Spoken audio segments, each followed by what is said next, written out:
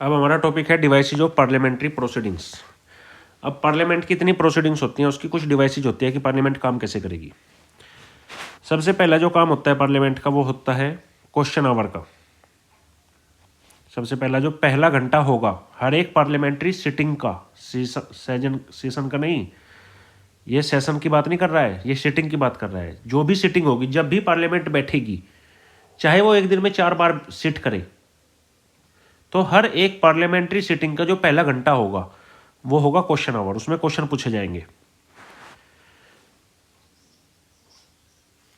तो इसमें जो आज सपोज कीजिए, अगर आज पार्लियामेंट एडजर्नमेंट हो करके 4 बार बैठी, काम रुका फिर बैठी, काम रुका फिर बैठी, काम रुका फिर बैठी, तो हर जो पहला घंटा होगा वो क्वेश्चन आवर का होगा।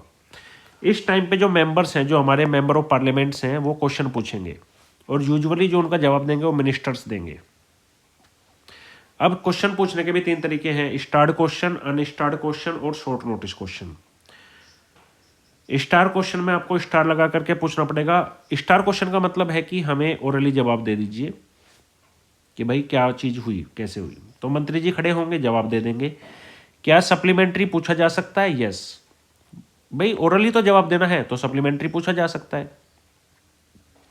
लेकिन अब ओपोजिशन कहती है कि हमें ओरली नहीं पूछना, हमें तो लिखित में दो ताकि कल को आप इस चीज़ से मुकर ना सके।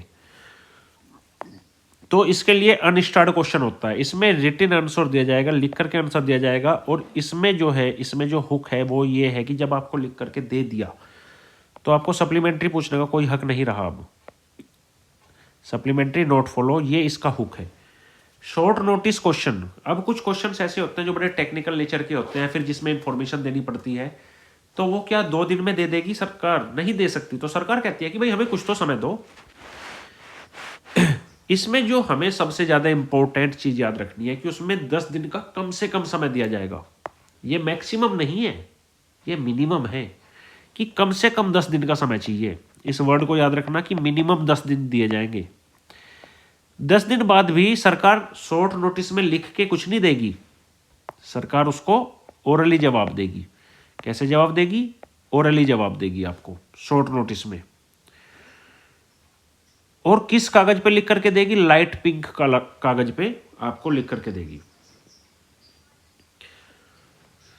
शॉर्ट नोटिस क्वेश्चन जो होते हैं ये उन चीजों के लिए होते हैं जिसमें बहुत ज्यादा इंफॉर्मेशन या टेक्निकल चीजें मांग ली जाए। अब जैसे हमारे माननीय opposition house, leader of house के जो ओपोजिशन मेंबर हैं, राहुल गांधी जी पूछते हैं कि भाई पाकिस्तान के साथ ऑपरेशन सिंदूर में हमने क्या क्या, कब कब, कहाँ कहाँ बम फेंके, तो क्या मंत्री जी उसको 2 मिनट में लिख के ले आएंगे? नहीं। डिफेंस मिनिस्टर साहब बोलेंगे ठीक है भाई, मैं आर्मी वालों से बात करता हूँ, एयरफोर्स वालों से बात करता हूँ, नेवी वालों से बात करता हूँ, मैं तुम्हें पूरी इन्फॉर्मेशन दूंगा, लेकिन मुझे कुछ समय तो दो उस इन्फॉर्मेशन को कलेक्ट करने का।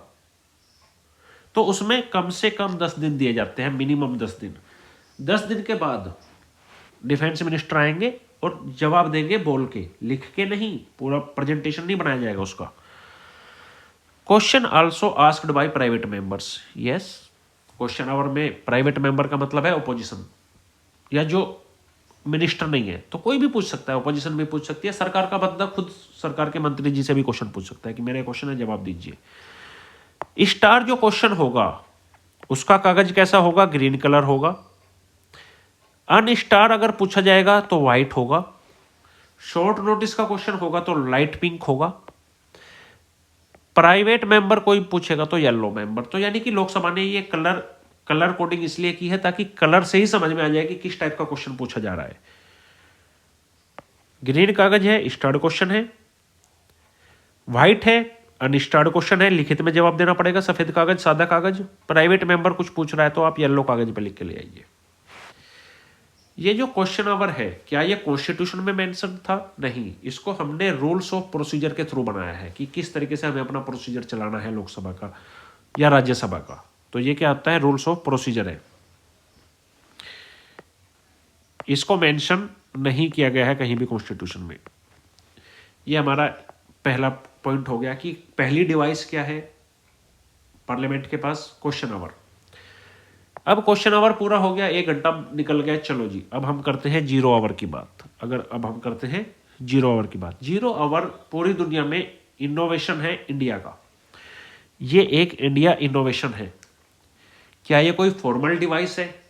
क्या ये कोई फॉर्मल डिवाइस है? क्या ये पार्लियामेंट के उसमें लिखा हुआ था? क्या ये कॉन्स्टिट्यूशन में लिखा हुआ था? नहीं, इसको हमने इनफॉर्मली बनाया है, इनफॉर्मली बनाया है। अब क्वेश्चन आवर पूछने के बाद 1 घंटा जब हमने बातचीत कर ली, तो कई बार क्या होता है कि हम लोग रेस्ट कर रहे होते हैं थोड़ा टाइम का, तो उस टाइम पे कोई भी मेंबर ऑफ पार्लियामेंट चाहे तो, अगर मेंबर ऑफ पार्लियामेंट चाहे तो विदाउट एनी प्रायर नोटिस पूछ सकता है। अब इसमें, अब आपसे अगर क्वेश्चन पूछ लिया जाए, अगर आपसे कोई पढ़ा लिखा इंसान बोले कि फिर ये चीज तो हम क्वेश्चन आवर में भी कर सकते हैं, तो हमने 0 ओवर क्यों बनाया? देखो, यहाँ पे कुछ जो एमपी है ना, वो कोई जवाब नहीं मांग रहा है, कोई क्वेश्चन नहीं कर रहा है, ना स्टार्ट क्वेश्चन, ना अनस्टार्ट, ना कोई शॉर्ट नोटिस क्वेश्चन। 0 ओवर का मतलब है कि कोई भी मेंबर रेज करना चाहता है, अपनी आवाज उठाना चाहता है, बस। कोई भी मेंबर ऑफ पार्लियामेंट खड़ा होकर ये बताना चाहता है कि प्रधानमंत्री जी, मेरे इलाके में ऐसा ऐसा कुछ हो रहा है, तो आप ध्यान दीजिए। वो कोई डिमांड नहीं कर रहा है कि मुझे जवाब दो, नहीं, वो रेज कर रहा है अपनी बात। ये 0 ओवर किस टाइम पे होता है? 0 ओवर होता है क्वेश्चन आवर और एजेंडा के बीच में। एजेंडा बनाया जाता है, हर एक दिन का एक एजेंडा घोषित किया जाता है और वो एजेंडा सबको बताया जाता है। एजेंडा क्या होता है? अब पार्लियामेंट सुबह बैठेगी, एक प्रॉपर टाइम टेबल बनाएगी, हाँ भाई, सुबह का 1 घंटा क्वेश्चन आवर का, फिर एजेंडा बना के दिया जाएगा, ये बिल आज पास होंगे, आज ये करेंगे, आज खाना खाने जाएंगे, आज घूमने जाएंगे, आज मूवी भी देखेंगे। तो ये एजेंडा है उनका, जिस तरीके से हम अपना एजेंडा बनाते हैं। तो वो एजेंडा बनाने में और क्वेश्चन आवर के बीच में जो टाइम होता है, 10-15 मिनट, 20 मिनट, 25 मिनट, 1 घंटा, आधा घंटा, जो भी होता है, उसमें अगर कोई एमपी चाहे और उसको लग रहा है कि यार मेरे एरिया में कुछ ऐसा हुआ है जिस पे सबका ध्यान दिलाना चाहिए, तो वो खड़ा होकर बात रख सकता है अपनी कि साहब ऐसा ऐसा कुछ हो रहा है, तो थोड़ा ध्यान दीजिए इस तरफ। तो उसको बोलते हैं 0 ओवर। तो ये कोई फॉर्मल डिवाइस तो है नहीं कि भाई पूछा ही पूछा जा सकता है, इनफॉर्मल डिवाइस से। अब एजेंडा तैयार हो गया। अब एजेंडा तैयार होगा तो कोई भी बिल पास करना है, आपको कुछ भी करना है, तो आपको उनके लिए मोशंस लाने पड़ेंगे। क्या लाने पड़ेंगे? मोशंस लाने पड़े। मोशन का मतलब होता है चलना। आम इंसान मोशन करके क्या करता है? कोई भी काम करता है तो मोशन करके करता है ना। मोशन का मतलब होता है चलना, करना। मोशंस लाए जाते हैं। मोशन का मतलब क्या है? मोशन का मतलब यहाँ पे होता है for discussion on matter of public importance. अब भाई लोकसभा अगर बनी है, पार्लियामेंट अगर बनी है, तो किसके लिए बनी है? पब्लिक के लिए बनी है ना। तो पब्लिक इंपॉर्टेंस के जो मुद्दे हैं वो सब उठाए जाएंगे यहाँ पे। मोशन को अगर आपको लाना है, कोई भी मोशन जब आएगा तो आपको कंसेंट लेनी पड़ेगी। कंसेंट किसकी? प्रिसाइडिंग ऑफिसर की। उनको आपको बताना पड़ेगा कि साहब मैं कुछ बात रखना चाहता हूँ, अब मेरी बात सुनी जाए। तो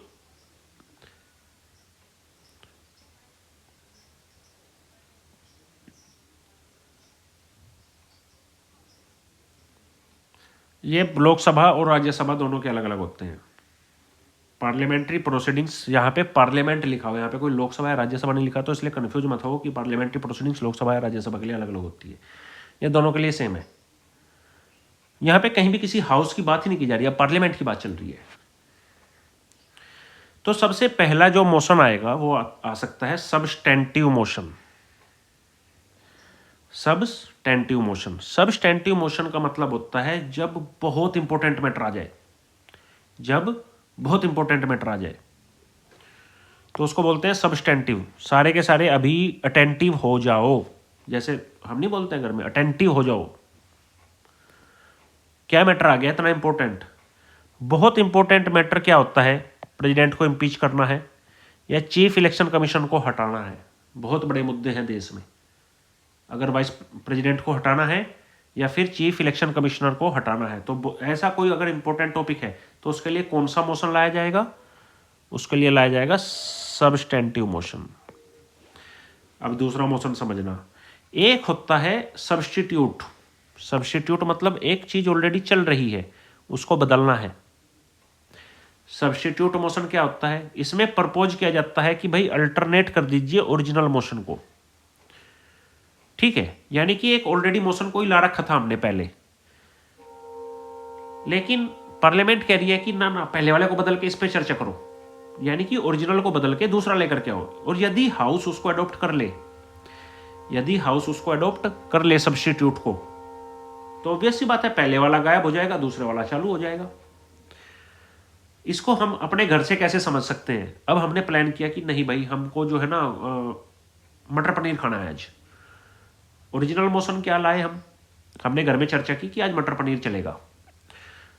अब मटर पनीर हमने दुकानें सर्च की, हमको पता चला ना ना ना मटर पनीर तो कहीं मिल ही नहीं रहा है, मटर भी नहीं मिल रहे हैं, पनीर भी नहीं मिल रहा है। और फिर हम सब्स्टिट्यूट क्या ढूंढते हैं कि चलो यार दाल खा के ही काम चला लेते हैं आज। तो जो ओरिजिनल मोशन था वो तो चला गया ना, अब उस पर क्या चर्चा करें जब मिल ही नहीं रहा है। पहले वाला चला गया, अब किस पे चर्चा करेंगे कि दाल कौन सी बनाए। तो सब्स्टिट्यूट का मतलब ये होता है बेसिकली। एक होता है सब्सिडियरी मोशन। अब हम सब्सिडी देते हैं, सब्सिडी, ठीक है।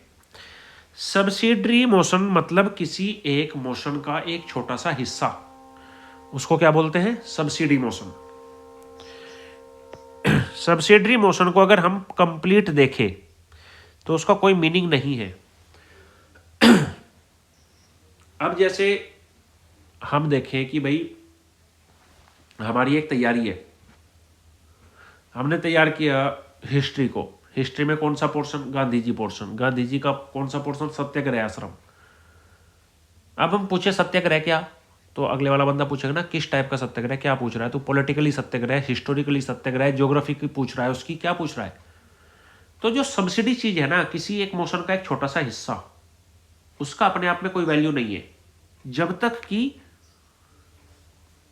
कि उसको यह ना बताया जाए कि ये सब्सिडी किस चीज का है, फॉर व्हाट सब्सिडी, ठीक है।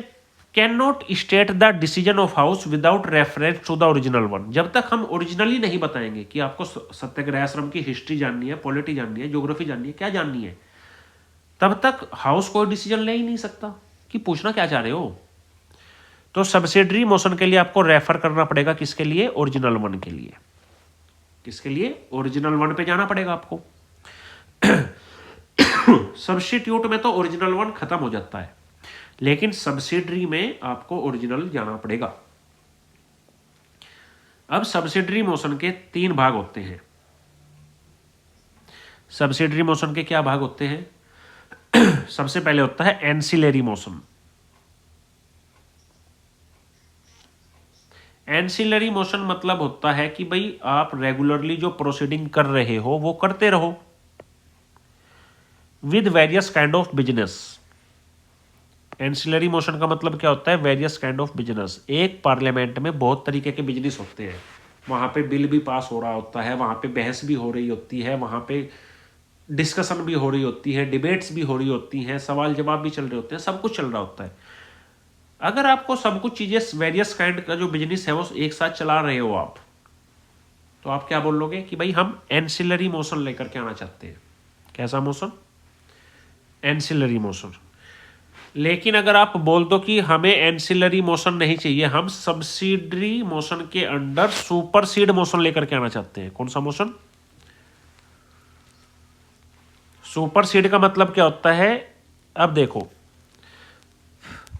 अब संसद में डिबेट चल रही थी कि भाई ऑपरेशन सिंदूर में क्या कुछ हुआ, बड़ा मुद्दा क्या था, ओरिजिनल मोशन क्या था?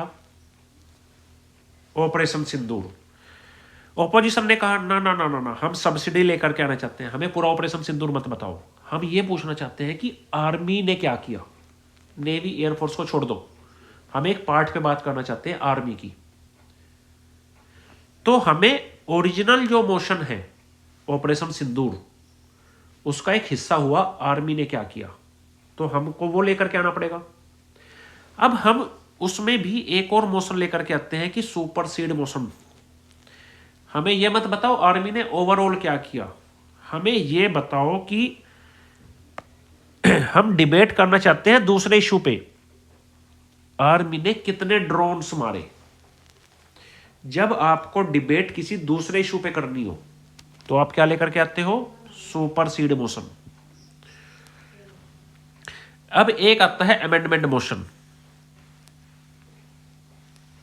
अमेंडमेंट मोशन का मतलब क्या होता है कि हमने जो ओरिजिनली मोशन दिया था आपको, हम उसके किसी एक पार्ट को मॉडिफाई करना चाहते हैं, हम उसके किसी एक पार्ट को मॉडिफाई करना चाहते हैं। तो सब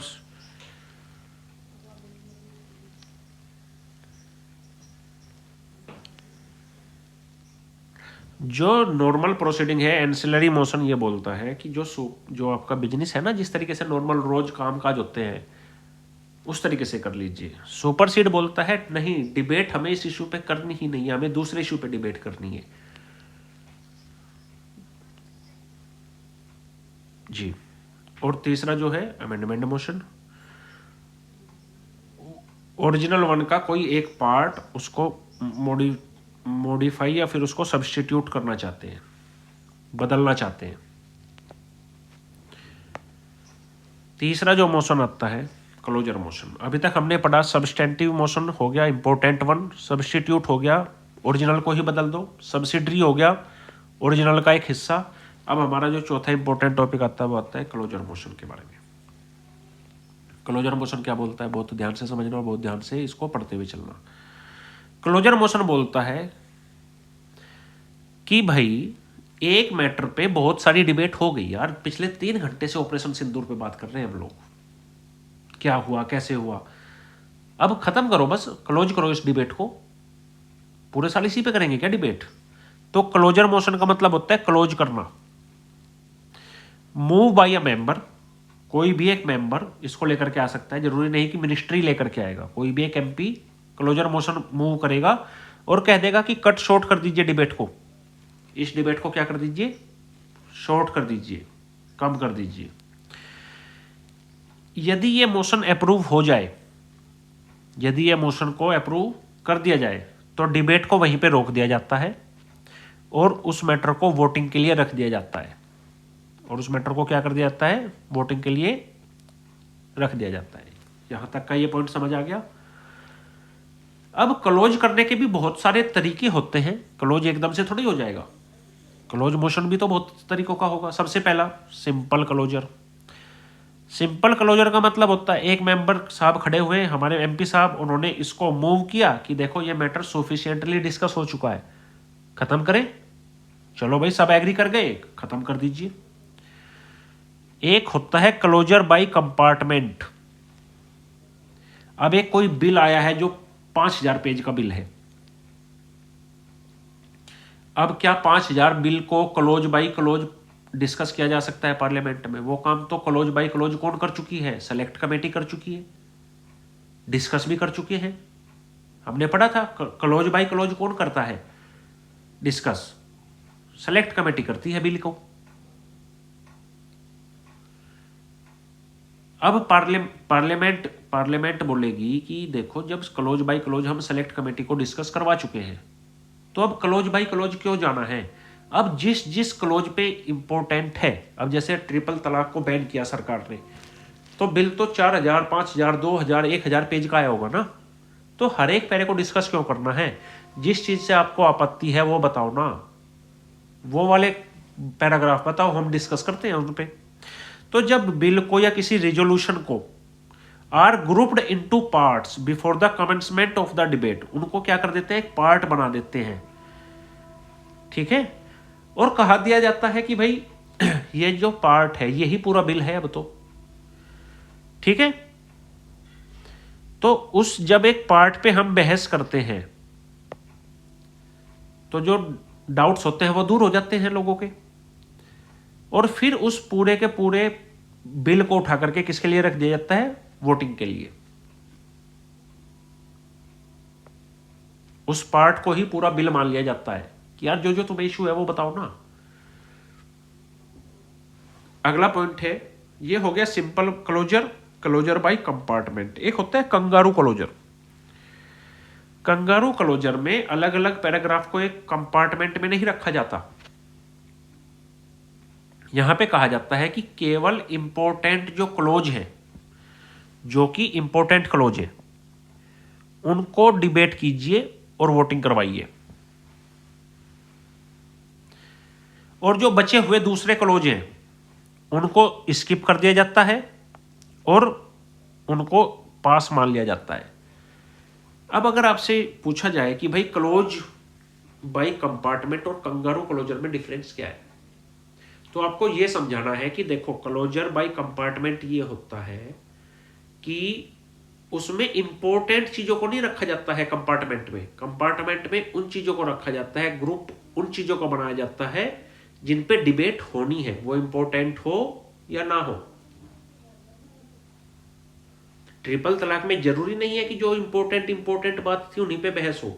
ओपोजिशन को हो सकता है कि भाई कोई चीज इंपॉर्टेंट ना हो लेकिन फिर भी ओपोजिशन बोले कि नहीं साहब इस पे भी बहस होनी चाहिए,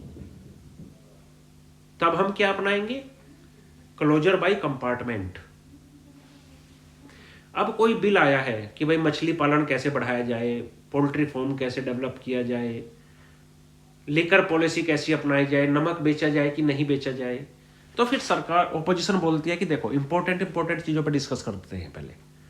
जब हम इंपॉर्टेंट क्लोजेस को डिस्कस कर ले तो उनको क्या बोला जाता है, कंगारू क्लोजर।